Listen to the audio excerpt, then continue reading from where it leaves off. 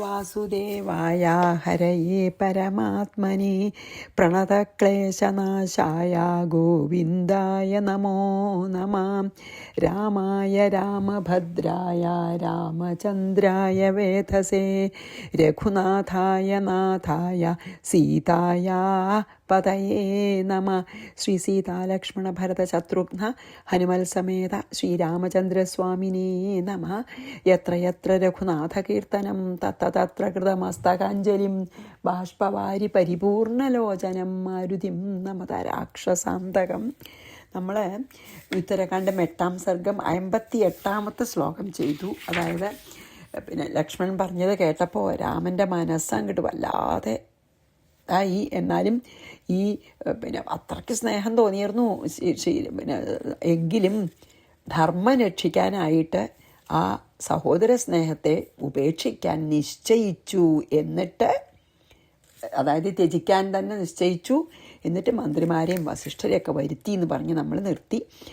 59 മുനേരാഗമനം യത്തു കാലസ്യാഭിഹി ഭാഷിതം പ്രതിജ്ഞാമാത്മനശ്ചൈവ സർവമാവേദയൽ പ്രഭുഃ.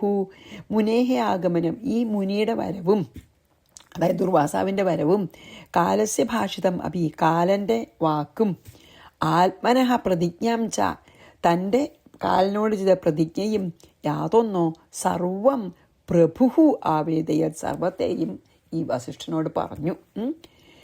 ദുർവാസ മുനിയുടെ കാര്യവും കാലൻ എന്താണ് പറഞ്ഞതെന്നും തന്നോട് താൻ എന്ത് ശപഥാണ് കാലിനോട് ചെയ്തതെന്നും എല്ലാം അവരെ അറിയിച്ചു, ഈ മന്ത്രിമാരെയും വസിഷ്ഠനെയും. മുനേരാഗമനം യത്തു കാലസ്യാഭിഹി ഭാഷിതം പ്രതിജ്ഞാമാത്മനശ്ചൈവ സർവമാവേദയൽ പ്രഭുഃ. ശ്രുത്വാ രാമസ്യ വചനം മന്ത്രിണഃ സ്വപുരോഹിതാഃ ഊജുപ്രാഞ്ജലയഃ സർവേ രാമമക്ലിഷ്ടകാരിണം.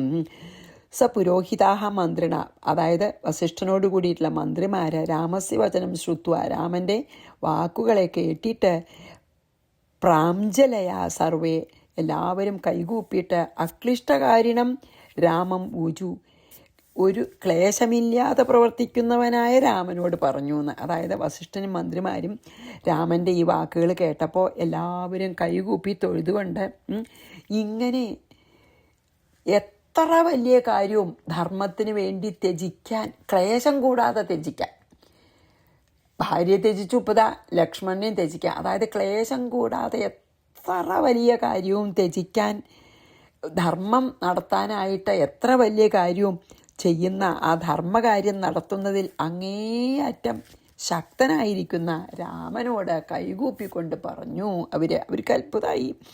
ശ്രുത്വാ രാമസ്യ വചനം മന്ത്രിണഃ സപുരോഹിതാഃ ഊജുപ്രാഞ്ജലയഃ സർവേ രാമമക്ലിഷ്ടകാരിണം.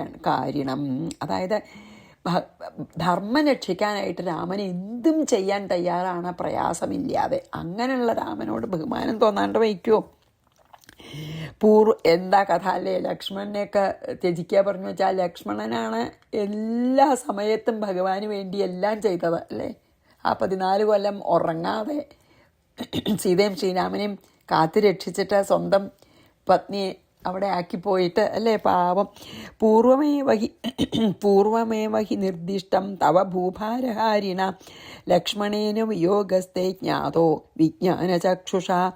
ഭൂഭാരഹാരിണ തവ, ഈ ഭൂമിഭാരത്തെ ഇല്ലാതാക്കുന്ന അങ്ങയ്ക്ക് പൂർവം ഏവ നിർദ്ദിഷ്ടം ഹി, മുമ്പേ തന്നെ നിർദ്ദേശിക്കപ്പെട്ടതല്ലയോ, വിജ്ഞാനചക്ഷുഷ ജ്ഞാനനേത്രം കൊണ്ട്, തേ ലക്ഷ്മണേന വിയോഗ ജ്ഞാതം, അങ്ങയ്ക്ക് ലക്ഷ്മണനെ പിരിയേണ്ടി വരുന്നൊക്കെ ജ്ഞാനദൃഷ്ടി കൊണ്ട് അറിയാം. ഭഗവാൻ തന്നെയല്ലേ, ശ്രീരാമൻ ദേഹമെടുത്ത് അവതരിച്ചു എന്നല്ലേ ഉള്ളൂ, ഭഗവാൻ തന്നെയാണല്ലോ. അപ്പോൾ ഭൂമി ഭാരത്തെ തീർക്കാൻ വേണ്ടിയിട്ട് മാത്രമാണ് അങ്ങ് ഈ ശ്രീരാമാവതാരം എടുത്തത്. അങ്ങ് ഭൂമിയെ വിട്ടു പോകുന്നതിന് മുമ്പ് തന്നെ ലക്ഷ്മണനും പോകും, അനന്തനാണല്ലോ, മുമ്പ് പോണമല്ലോ. ലക്ഷ്മണനും പോകുന്നൊക്കെ നിശ്ചയിക്കപ്പെട്ടതാണ്, അതൊക്കെ മുമ്പ് കൂട്ടി തീർച്ചയാക്കിയതാണ്. അങ്ങയ്ക്ക് സംഭവിക്കാൻ പോകുന്ന ഈ ലക്ഷ്മണനുമായിട്ടുള്ള വിരഹമൊക്കെ ജ്ഞാനനേത്രം കൊണ്ട് ഞങ്ങൾക്ക് മനസ്സിലായിരുന്നു എന്ന് പറയാണ്. ഇവർക്ക് ജ്ഞാനദൃഷ്ടി ഉണ്ടല്ലോ ഈ വസിഷ്ഠനൊക്കെ. അപ്പോൾ വസിഷ്ഠനെ അറിയാം ഭഗവാന്റെ അവതാരോദ്ദേശം കഴിഞ്ഞു, പൂവാറായി. ഭഗവാൻ പോണേൻ്റെ മുമ്പേ അനന്തൻ അനന്തശായിയായിട്ടുള്ള ലക്ഷ്മണനും പോണം. അനന്തൻ്റെ അംശാവതാരമാണല്ലോ. അപ്പോൾ ലക്ഷ്മണനും പോണം. അതൊക്കെ വസിഷ്ഠനൊക്കെ ജ്ഞാനദൃഷ്ടി കൊണ്ട് അറിയാം. അവർക്ക് വലിയ അത്ഭുതമൊന്നുമില്ല. പിന്നെ ഇതൊക്കെ പ്ലാൻഡാണ് അല്ലേ. ഭൂമിഭാരം തീർക്കാൻ വേണ്ടി അവതരിച്ചു. ആ അവതാരോദ്ദേശം കഴിഞ്ഞു, പോവുകയാണ്. അതൊക്കെ നിശ്ചയിച്ചിട്ടാണ് ഭഗവാൻ അവതരിച്ചിരിക്കുന്നത്. അപ്പം ഒരു നാടകം പോലെയുള്ളൂ. നാടകം കഴിഞ്ഞാൽ നമ്മൾ കരയോ, അതുപോലെ ഉള്ളൂ എന്ന് ഭഗവാന് മാത്രമല്ല വസിഷ്ഠനും അറിയാമെന്ന്. പൂർവമേവ ഹി നിർദ്ദിഷ്ടം തവ ഭൂഭാരഹാരിണഃ ലക്ഷ്മണേന വിയോഗസ്തേ ജ്ഞാതോ വിജ്ഞാനചക്ഷുഷാം. 62, 63, 64 നമുക്ക് ചെയ്യാട്ടോ. ത്യജാശു ലക്ഷ്മണം രാമ മാ പ്രതിജ്ഞാം ത്യജ പ്രഭോ പ്രതിജ്ഞാതേ പരിത്യക്തേ ധർമ്മോ ഭവതി നിഷ്ഫലഃ. ധർമ്മേ നഷ്ടേഖിലേ രാമ ത്രൈലോക്യം നശ്യതി ധ്രുവം ത്വം തു സർവസ്യ ലോകസ്യ പാലകോസി രഘുത്തമ ത്യക്ത്വാ ലക്ഷ്മണമേവൈകം ത്രൈലോക്യം ത്രാതുമർഹസി. സങ്കടാവുന്നാൽ നമുക്കല്ലേ. രാമ ആശു ലക്ഷ്മണം ത്യജ. ഹേ രാമ, വേഗം ലക്ഷ്മണനെ ത്യജിച്ചാലും പ്രഭോ പ്രതിജ്ഞാം മാം ത്യജ. ഹേ പ്രഭു, പ്രതിജ്ഞയെ ഒരിക്കലും ത്യജിക്കാതിരുന്നാലും പ്രതിജ്ഞാതേ പരിത്യക്തേ, പ്രതിജ്ഞ ചെയ്യപ്പെട്ടത് ത്യജിച്ചാൽ അല്ലെങ്കിൽ പ്രതിജ്ഞ നിറവേറ്റുന്ന വിഷയത്തിൽ ധർമ്മ നിഷ്ഫല ഭവതി. അപ്പം അങ്ങയുടെ ധർമ്മം നിഷ്ഫലാവും. ഒരിക്കലും പ്രതിജ്ഞ ത്യജിക്കരുത് വെച്ചാൽ പ്രതിജ്ഞ നിറവേറ്റാതിരിക്കരുത്. അഖിലേ ധർമ്മേ നഷ്ടേ, അതുകൊണ്ട് അങ്ങയുടെ സമസ്ത ധർമ്മം നഷ്ടമായിരിക്കും എന്ന വിഷയത്തിൽ ത്രൈലോക്യം ധ്രുവം നശ്യതി, ത്രിലോകവും നിശ്ചയമായി നശിക്കും. അങ്ങ് പ്രതിജ്ഞ നിറവേറ്റില്ലെങ്കിൽ ലോകത്തിന് തന്നെ നാശം വരും. രഘുത്തമ ത്വം തു, അതായത് ദുർവാസാവ് ശപിക്കുകയും ചെയ്യുമല്ലോ. രഘുത്തമ ത്വം തു, ഹേ രഘുപതേ, അങ്ങുന്നാകട്ടെ സർവസ്യ ലോകസ്യ പാലകാസി, സർവലോകത്തിൻ്റെ പാലകനാണ്. ഏകം ലക്ഷ്മണം ഏവ ത്യക്ത്വ, ലക്ഷ്മണനെ ത്യജിച്ചിട്ട് ത്രൈലോക്യം ത്രാന്തും അർഹസി. അങ്ങനെ ലക്ഷ്മണനെ ത്യജിച്ചിട്ട് ത്രൈലോക്യത്തെ രക്ഷിച്ചാലും ത്രിലോകങ്ങളെയും രക്ഷിച്ചാലും എന്ന് പറഞ്ഞു. അപ്പോൾ പിന്നെന്താണ്, വസിഷ്ഠൻ പറയും, ഹേ രാമ, ലക്ഷ്മണനെ കാലതാമസമില്ലാതെ തന്നെ ഉപേക്ഷിച്ചോളൂ. ഹേ പ്രഭോ, അങ്ങന്ന് ഈ പ്രതിജ്ഞ നിറവേറ്റാതിരിക്കരുത്. അതായത് പ്രതിജ്ഞ നിറവേറ്റാതിരുന്നാൽ അത് അങ്ങയ്ക്ക് ദോഷമായിട്ട് ഭവിക്കുന്ന മാത്രമല്ല, ഹേ രാമ, അപ്പം സകല ധർമ്മം നശിച്ചു പോവും. അങ്ങ് അധർമ്മം പ്രവർത്തിച്ചാൽ പ്രതിജ്ഞ നിറവേറ്റിയില്ലെങ്കിൽ അത് അധർമ്മല്ലേ. അങ്ങ് അധർമ്മം പ്രവർത്തിച്ചാൽ ഈ ലോകം പിന്നെ താമസമല്ലേ നശിക്കാൻ, ഈ ത്രിലോകം മുഴുവൻ നശിക്കും. അങ്ങ് ധർമ്മം നശിപ്പിച്ചാൽ, അതായത് അങ്ങ് പ്രതിജ്ഞ നിറവേറ്റാതിരുന്നാൽ അത് അധർമ്മവും. അങ്ങനെ അങ്ങ് അധർമ്മം പ്രവർത്തിച്ചാൽ ഈ ത്രിലോകവും നശിക്കും. ഹേ രഘുത്തമ, അങ്ങാകട്ടെ 3 ലോകങ്ങളുടെയും പാലകനാണ്, രക്ഷകനാണ്. അങ്ങനെയുള്ള ആള് ലക്ഷ്മണനെ ത്യജിച്ചിട്ട് ലോകത്തെ രക്ഷിക്കല്ലേ വേണ്ട. 3 ലോകങ്ങളുടെയും പാലകനായിട്ടുള്ള ആള് സ്വന്തം സഹോദരനെ രക്ഷിച്ച് ലോകത്തെ നശിപ്പിക്കുകയല്ലോ വേണ്ടത്. സ്വന്തം സഹോദരനായിട്ടുള്ള ലക്ഷ്മണനെ ത്യജിച്ച് ഈ 3 ലോകത്തെയും രക്ഷിക്കേണ്ടതാണ് അങ്ങയുടെ ധർമ്മം എന്ന് വസിഷ്ഠനും ഉപദേശിക്കും. ത്യജാശു ലക്ഷ്മണം രാമ മാ പ്രതിജ്ഞാം ത്യജ പ്രഭോ പ്രതിജ്ഞാതേ പരിത്യക്തേ ധർമ്മോ ഭവതി നിഷ്ഫലഃ. ധർമ്മനഷ്ടേഖിലേ രാമ ത്രൈലോക്യം നശ്യതി ധ്രുവം ത്വം തു സർവസ്യ ലോകസ്യ പാലകോസി രഘുത്തമ ത്യക്ത്വാ ലക്ഷ്മണമേ വേഗം ത്രൈലോക്യം ത്രാതുമർഹസി. സങ്കടാവും നമുക്ക് ഈശ്വരാ. ഇനി 65, 66, 67 പിന്നെ മറ്റേലത്തെ ഒരു വരിയുണ്ട് കേട്ടോ. രാമോ ധർമാർത്ഥ സഹിതം വാക്യം ദേശാമനിന്ദിതം സഭാമധ്യേ സമാശ്രുത്യ പ്രാഹ സൗമിത്രിമം ജസാ യഥേഷ്ടം ഗച്ഛ സൗമിത്രേ മാ ഭൂദ്ധർമ്മസ്യ സംശയഃ പരിത്യാഗോ വധോ വാപി സതാമേവാഭയം സമം ഏവമുക്തേ രഘുശ്രേഷ്ഠേ ദുഃഖവ്യാകുലിതേ ക്ഷണഃ രാമം പ്രണമ്യ സൗമിത്രി ശീഘ്രം ഗൃഹമഗാൽ സ്വകം. പാവം. ധർമാർത്ഥസഹിതം അനിന്ദിതം തേഷാം വാക്യം, ധർമാർത്ഥസഹിതവും ശ്രേഷ്ഠവുമായ ഈ വസിഷ്ഠരുടെ വാക്യത്തെ രാമ സഭാമധ്യേ സമാശ്രുത്യ, സഭാമധ്യത്തിൽ വെച്ചിട്ട് ഇങ്ങനെ വസിഷ്ഠനും മന്ത്രിമാരും പറഞ്ഞപ്പോൾ അത് കേട്ടിട്ട് അഞ്ജസ സൗമിത്രിം പ്രാഹ, ഉടനെ ലക്ഷ്മണനോട് പറഞ്ഞു, സൗമിത്രേ ലക്ഷ്മണ യഥേഷ്ടം ഗച്ഛ, നീ ഇഷ്ടാനുസരണം എങ്കടാച്ചാ പൊക്കോളൂ. ധർമ്മസ്യ സംശയ മാഭൂത്, ധർമ്മത്തിന് സംശയം ഉണ്ടാവരുത്. പരിത്യാഗ വധ വാ അഭി, അതായത് ത്യജിക്കുന്നത് വധത്തിന് തുല്യമാണ്. ഒരാളെ ത്യജിക്കുന്നത് വധിക്കുന്നതിന് തുല്യമാണ്. അപ്പോൾ പരിത്യാഗമായാലും വധമായാലും ഉഭയം സതാം സമം, രണ്ടും തുല്യമാണെന്ന് പറയാണ്. ഒരാളെ ത്യജിക്കുന്നതും അവളെ വധിക്കുന്നതിന് തുല്യമാണ്.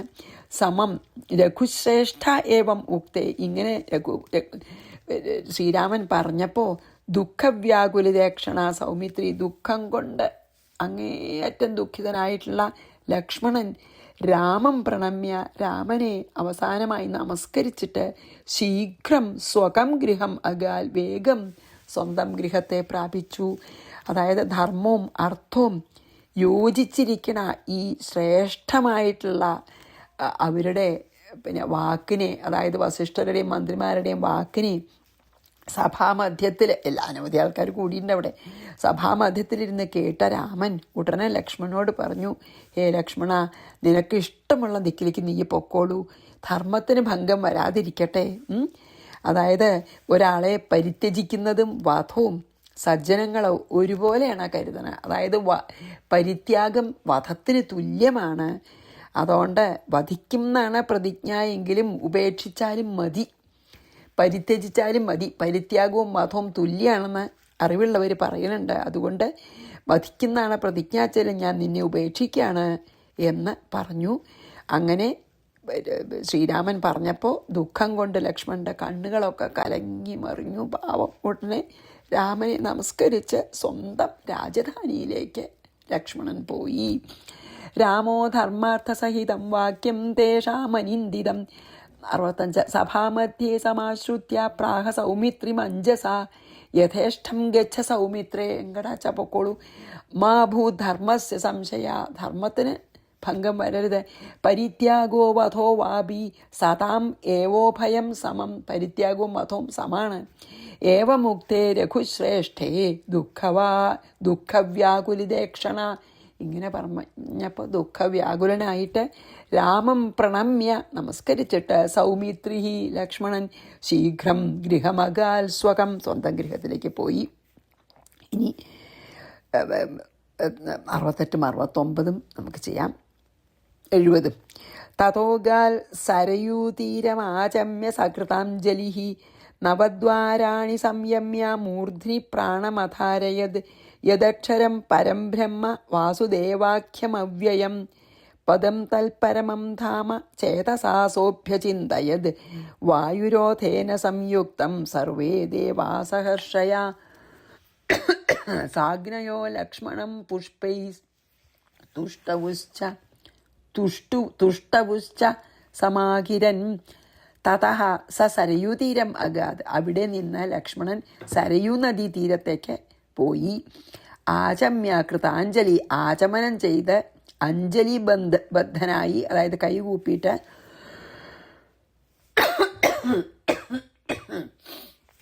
നവദ്വാരാണി സംയമ്യ, നവദ്വാരങ്ങളെ അടച്ച്, ദേഹത്തിൽ 9 ദ്വാരങ്ങളാണ് നമുക്കുള്ളത്, ആ 9 ദ്വാരങ്ങളെയും അടച്ച് പ്രാണം മൂർധ്നി അധാരയത്, പ്രാണനെ മൂർധാവിൽ ധരിച്ചു, അതായത് സഹസ്രാര പത്മത്തിലേക്ക് കൊണ്ടുപോയി. വാസുദേവാഖ്യം അവ്യയം അക്ഷരം പരംബ്രഹ്മ യത്, വാസുദേവൻ എന്ന പേരോടുകൂടിയതും നിർവികാരവും എന്താണ് അവ്യയം, നിർവികാരവും അക്ഷരം നാശമില്ലാത്തതുമായ പരബ്രഹ്മം യാതൊന്നോ തദ് ധാമ പരമം പദം, ആ പരമപദമായ പരമമായ ബ്രഹ്മപദത്തെ സഹ ചേതസ അഭ്യചിന്തയത്, അവൻ മനസ്സുകൊണ്ട് ധ്യാനിച്ചു.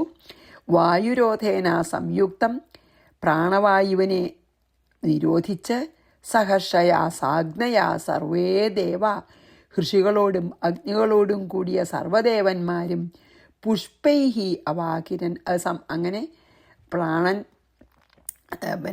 പ്രാണനെ അടച്ച് ലക്ഷ്മണൻ ഈ ദേഹം വെടിഞ്ഞപ്പോൾ എല്ലാവരും പുഷ്പങ്ങൾ കൊണ്ട് വർഷിക്കുകയും സ്തുതിക്കുകയും ചെയ്തു എന്ന്. അതായത് രാജധാനിയിൽ നിന്ന് പുറപ്പെട്ടിട്ട് വേഗം ആദ്യം രാജധാനിയിൽ പോയി, പിന്നെ അവിടുന്ന് പുറപ്പെട്ടിട്ട് സരയൂ നദീ തീരത്ത് ചെന്നു, ആചമനം ചെയ്തു, കൈകൂപ്പി നിന്ന് പ്രാണന് സഞ്ചരിക്കാനുള്ള എല്ലാ ദ്വാരങ്ങളെയും, ശരീരത്തിലെ എല്ലാ ദ്വാരങ്ങളെയും പിന്നെ നിരോധിച്ചു യോഗാഭ്യാസം കൊണ്ട്. എന്നിട്ട് പ്രാണനെ മൂർധാവിൽ നിർത്തി വാസുദേവൻ എന്ന പേരുള്ള ഈ ജന്മാദി വികാരങ്ങളൊന്നുമില്ലാത്തവനും ശാശ്വതവുമായ പരബ്രഹ്മം ഏതാണോ ആ സർവത്തിനും അധിഷ്ഠാനായിട്ടുള്ള ആ പരമപദം തന്നെ ഞാനാണ്, ആ ബ്രഹ്മം തന്നെയാണ് ഞാൻ എന്ന് മനസ്സുകൊണ്ട് ഉറച്ച് പ്രാണനെ നിരോധിച്ച് ഈ ദേഹത്തെ വെടിഞ്ഞപ്പോൾ ലക്ഷ്മണനെ സർവ്വദേവന്മാരും ഋഷിഗണങ്ങളും അഗ്നിദേവതകളും എല്ലാവരും പുഷ്പവൃഷ്ടി ചെയ്ത് സ്തുതിച്ചു. അങ്ങനെ ലക്ഷ്മണൻ്റെ തിരോധാനം നമ്മളിപ്പോൾ കണ്ടു. ലക്ഷ്മണൻ പോയി, അനന്തം പാമ്പല്ലേ, ഭഗവാൻ വരുമ്പോഴേക്കും അവിടെ പോയി കിടക്കണം. തതോഗാൽ സരയൂതീരമാചമ്യ സകൃതാഞ്ജലി നവദ്വാരാണി സംയമ്യ മൂർധ്നി പ്രാണമധാരയത് യദക്ഷരം പരം ബ്രഹ്മ വാസുദേവാഖ്യമവ്യയം പദം തൽപരമം ധാമ ചേതസാസോഭ്യചിന്തയത് വായുരോധേന സംയുക്തം സർവേ ദേവാഹ സഹർഷയഃ. ഇനി നമുക്ക് 71 ഇനി 2 ശ്ലോകം കൂടി ഉള്ളൂ കേട്ടോ. 71, 72 ഉള്ളു. അപ്പം ഈ സർഗം കഴിയും. പിന്നെ അവസാനത്തെ സർഗമായി അദൃശ്യം വിബുധൈ അദൃശ്യം വിബുധൈ കൈശ്ചിൽ സശരീരം സവാ ഗൃഹീത്വാ ലക്ഷ്മണം ശക്രഃ സ്വർഗലോകമഥാഗമത് തതോ വിഷ്ണോശ്ചതുർഭാഗം തം ദേവം സുരസത്തമാഃ സർവേ ദേവർഷയോ ദൃഷ്ട്വാ ലക്ഷ്മണം സമപൂജയൻ. കൈശ്ചിൽ വിബുധൈഹി അദൃശ്യം, യാതൊരു ദേവന്മാരാലും ദർശിക്കപ്പെടുവാൻ കഴിയാത്തവനും സശരീരം ലക്ഷ്മണം, ശരീരത്തോടുകൂടിയവനുമായ ലക്ഷ്മണനെ വാസവഃ ശക്രഃ ഗൃഹീത്വ, വാസവൻ എന്ന് സുപ്രസിദ്ധനായിട്ടുള്ള ആര്? ഇന്ദ്രന് വാസവൻ എന്നും കൂടി പേരുണ്ട്.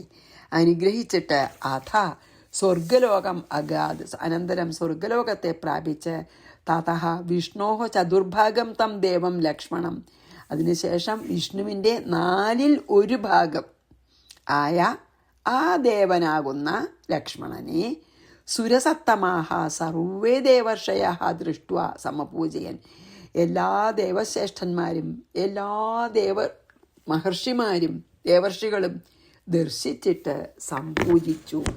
ഇങ്ങനെ ദേവന്മാർക്ക് ആർക്കും കാണാൻ കഴിയാത്ത വിധം തേജസ്സുള്ള അനന്തനാണല്ലോ. ദേവന്മാർക്ക് ആർക്കും കാണാൻ കഴിയാത്ത വിധം തേജസ്സുള്ള ലക്ഷ്മണനെ ഇന്ദ്രൻ സ്വീകരിച്ച് സ്വർഗലോകത്ത് ചെന്നു.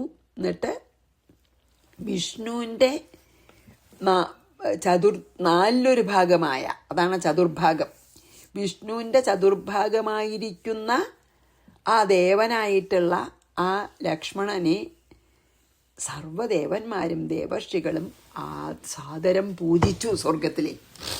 സ്വർഗത്തിലേക്ക് കൊണ്ടുപോയി ഇന്ദ്രൻ. എന്നിട്ട് ബാക്കി ദേവന്മാർക്ക് ആർക്കും കാണാൻ കഴിയാത്ത വിധം തേജസ്സുണ്ട്. അത്ര തേജസ്സുള്ള ആളാണ് അനന്തനെ.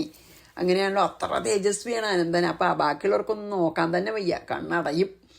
എന്തായാലും ഇന്ദ്രൻ അവിടെ കൊണ്ടുപോയി ബാക്കി എല്ലാവരും ഭഗവാനെ സാദരം, അതായത് അനന്ത ഭഗവാനെ എല്ലാവരും പൂജിച്ചു. ഇനി 1 ശ്ലോകം കൂടി ഉള്ളൂ കേട്ടോ.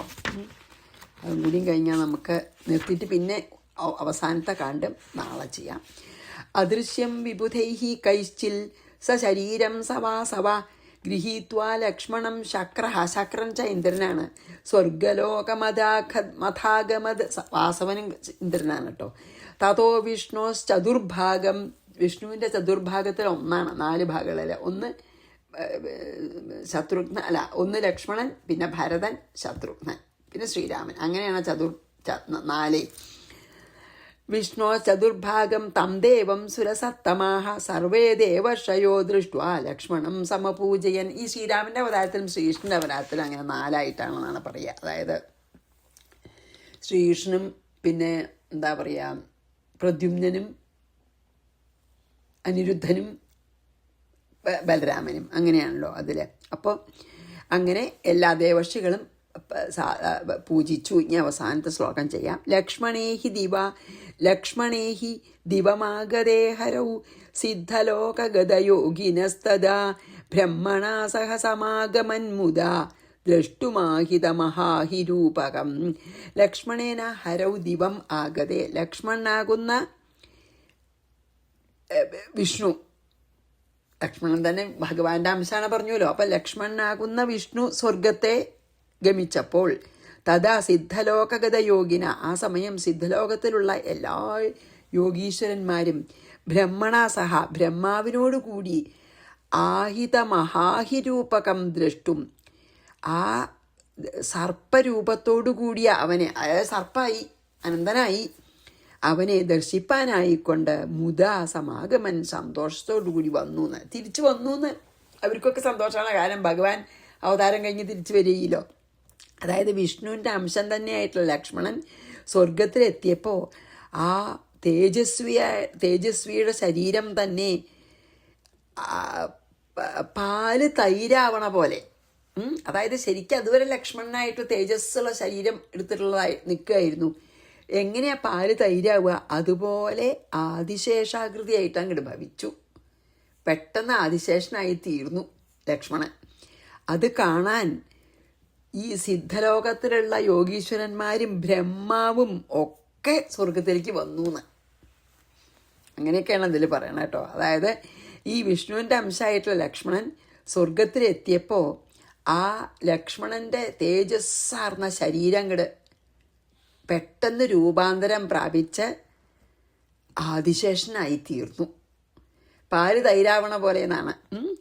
അതായത് ആദിശേഷനായിട്ട് അങ്ങോട്ട് ഭവിച്ചു ലക്ഷ്മണൻ. ശരിക്കും ആദിശേഷനാണല്ലോ, ലക്ഷ്മണനായിട്ട് അനന്തൻ പാമ്പാണല്ലോ ലക്ഷ്മണൻ, അനന്തൻ്റെ അവതാരമല്ലേ.